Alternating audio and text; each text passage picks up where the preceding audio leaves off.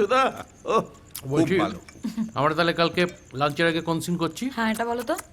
যা শিডিউল আছে তাই। ওই মায়াকুমারী বাড়ির বাইরে এসে কানন কুমারের গাড়ি দাঁড়াচ্ছে, উনি গাড়ি থেকে নামলেন, ভেতরে চলে গেলেন। তারপর ভেতরে গিয়ে যেটা করব সেটা হলো মায়ার কাননের অনেক দিন পর আবার দেখা।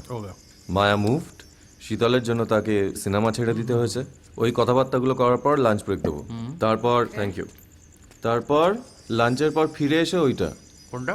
মায়াকুমারী এই ঘর থেকে ওই ঘর ঘুরছে না, পুরনো ডায়লগগুলো বলছেন, একেবারে Charulata frame, dedicated to mister Ray and Subrata Mitra. Okay. Nandini বুঝলি?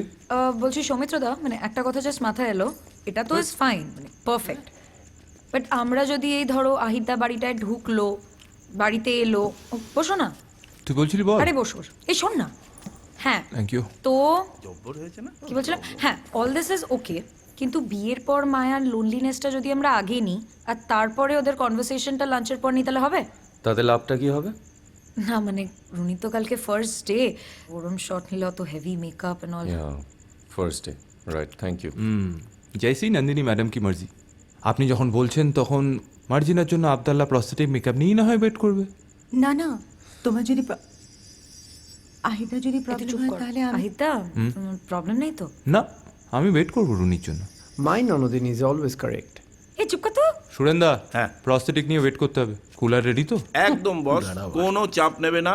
কাল সকালে 2টো কুলার ঘরে ঢুকে যাচ্ছে। জীবন আছে। ফ্যান্টাস্টিক। কিন্তু একটা কথা, তোমার ওই টি শার্টের ডিজাইনটা না জব্বর হয়েছে। থ্যাঙ্কস। কোথায় পেলে গো? পেলাম মানে বানালাম, গৌরবদের টিম বানিয়ে দিয়েছি, দাদু and Maya Kumari specially for this shoot.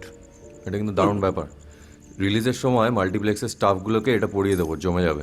আহ, এই না হলে সৌমিত্রদার ছবির প্রমোশন। ঠিক। সুরেন্দা, বলো। শুধু জীবনশ্রী ফিল্মসকে বলে দিও প্রমোশনের কৃতজ্ঞতা স্বীকারটুকু দিয়ে দিতে। একদম একদম।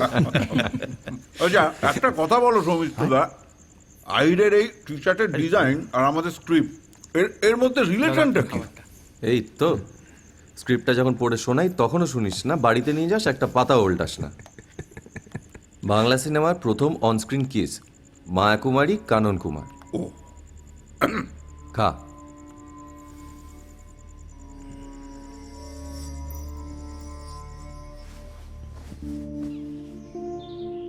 কি বীরেন বাবু, ঠিকঠাক দাঁড়াচ্ছে তো?